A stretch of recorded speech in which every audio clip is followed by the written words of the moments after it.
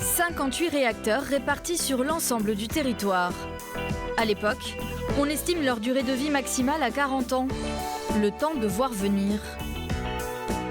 Aujourd'hui, plus de la moitié de nos centrales approchent cet âge critique. Pourtant, EDF considère qu'elles peuvent fonctionner encore au moins 10 ans de plus. À condition de leur offrir une gigantesque opération de rajeunissement. Un lifting à prix d'or, que l'on retrouve sur la facture des Français, comme sur celle de notre famille Caillou. Souvenez-vous, sur les 50 € que leur coûte la production d'1 mégawattheure, ils paient déjà 28 € pour financer l'exploitation des centrales. Eh bien, cette cure de jouvence représente pas moins de 11 € supplémentaires. Car rajeunir une centrale, c'est tout sauf du simple bricolage. Retour à Gravelines, dans les Hauts-de-France. Aujourd'hui est un grand jour pour cette quadragénaire. Son réacteur numéro 5 va avoir droit à un petit coup de jeune. Et pour réaliser l'opération en toute sécurité, il a dû être arrêté. Il ne produit plus d'électricité et ne rapporte donc plus d'argent. Pour EDF, c'est 1 million d'euros en moins par jour d'arrêt. Mieux vaut donc respecter le planning. C'est le travail de Vincent Cipriani, chef d'arrêt. Et c'est un vrai défi car l'opération est particulièrement délicate.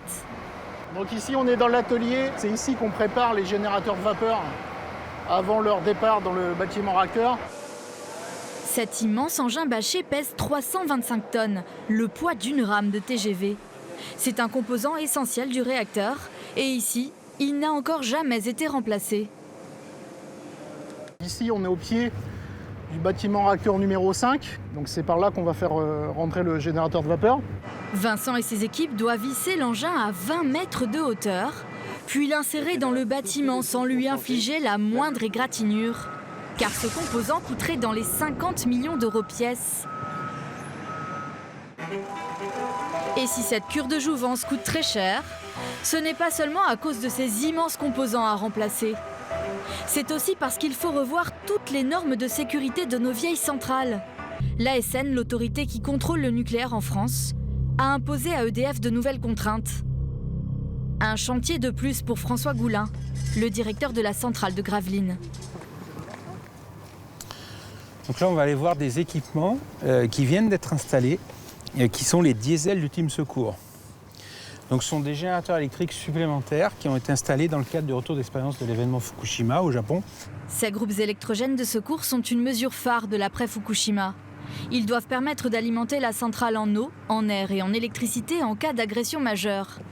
Mais 9 ans après la catastrophe japonaise, ils ne sont toujours pas en service.